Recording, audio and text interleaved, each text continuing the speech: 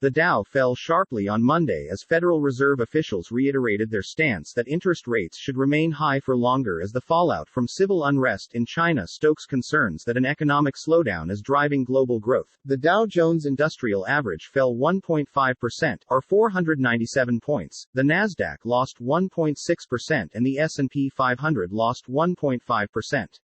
St. Louis Fed President James Bullard said the market is underestimating the risk that the FOMC will have to become more aggressive to rein in substantial inflation sentiment, sending the broader market further down after a tepid start to the week following reports of social unrest over COVID restrictions in China.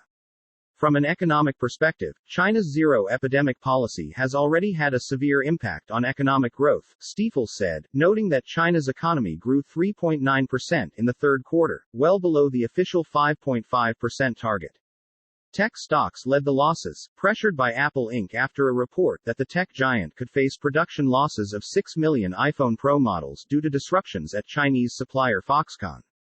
Others on Wall Street also raised concerns, with Wedbush estimating that iPhone shortages could reduce volumes by at least 5% this quarter, possibly as much as 10%, depending on what happens in China around Foxconn manufacturing and protests in the coming weeks. Microsoft and Meta platforms fell more than 2%, while Alphabet fell more than 1%.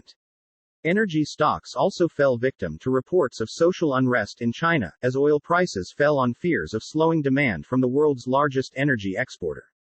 EQT Corporation, Pioneer Natural Resources and Diamondback Energy were the biggest losers in the energy sector.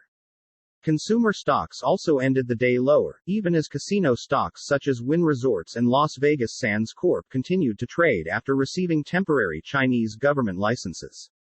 It rose after operations, capping losses received in Macau. In other news, shares of Taboola surged nearly 40% after announcing that Yahoo had acquired a 25% stake in the advertising company as part of a 30-year business agreement that will serve native ads.